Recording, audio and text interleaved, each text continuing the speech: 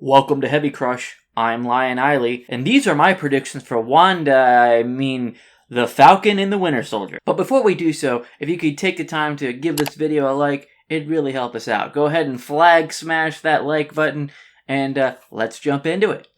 As we dig deeper into the newest series from Marvel, at which point of this video's release we're on episode 5, and the show goes on, I really think the next major story arc that's being set up takes heavy inspiration from the Secret Invasion storyline. What makes me think this? It's clickbaity and grabs attention. But let's see what I can take out of context to justify this claim. In episode 3, The Power Broker, we meet Sharon Carter for the first time since her stint in Captain America Civil War. She's gone through the ringer, and we can tell she now lives on the wrong side of the law. But what if I told you this episode makes subtle hints that something is not quite right? The more level-headed viewer might attribute this to the overall theming of the moral gray area the show is exemplifying with John Walker or the Flag Smashers, but let me ask you, when has the MCU ever been pragmatic? In this universe, we have a guy who really thought the best person to trust a world-killing drone army defense system was a 16-year-old boy. Yeah. Realistic there.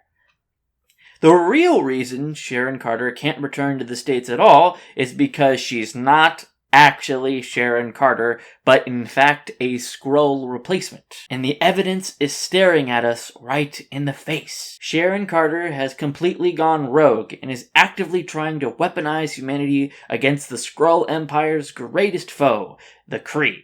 And they're clearly taking a tip out of the Kree handbook, because the Kree have been making inhuman weapons for years. Is that still canon? Who cares? It helps my theory, so I'm going to say yes. Also, if it weren't enough, it's in her name alone. Don't believe me? Take a look. Let's break it down. Sharon. Skrull, hero, achieving rigorous opportunities. November. It doesn't stop there. Her last name is Carter. Why is this important? Well, it's no secret that the Carter last name is famous. Aaron Carter is clearly the basis of this name. Aaron Carter had a reality show called House of Carters. House of Carters spun off into House of Cards. House of Cards killed off their lead character and replaced him for the last season, just like the Skrulls replaced the real Sharon. Don't believe me? We even see doppelgangers in the episode itself. When Baron Zemo's giving out identities, Sam cosplays a guy who looks suspiciously like him, aka a Skrull, who was posing as Sam while he was blipped.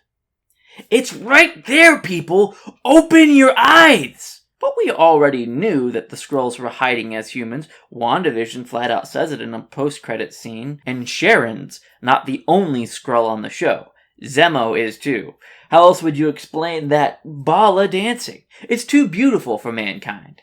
And in episode 4, we see him pitting humans against each other, just like an alien would, and not at all completely in character for him. It's not like that was his exact play in Civil War, and he's still the master manipulator he was then. Phase 5 is Skrulls. And with Skrulls comes the Fantastic Four. The writing is on the wall, and you heard it here first. If the Skrulls don't happen, I'ma be mad. But remember, that's just a theory, an overreaching theory. Thanks for watching. Hey guys, thanks for checking out this totally real theory video for Falcon and the Winter Soldier. If you liked it, be sure to give this a like. If you haven't already done so, be sure to subscribe to my channel for actually quality content unlike this. If you have any theories that you want to share, things that are either on base or completely baseless, whatever you want to do, put that in the comments. I always read them and I always get a good kick out of them. And that being said, I'll see you next time.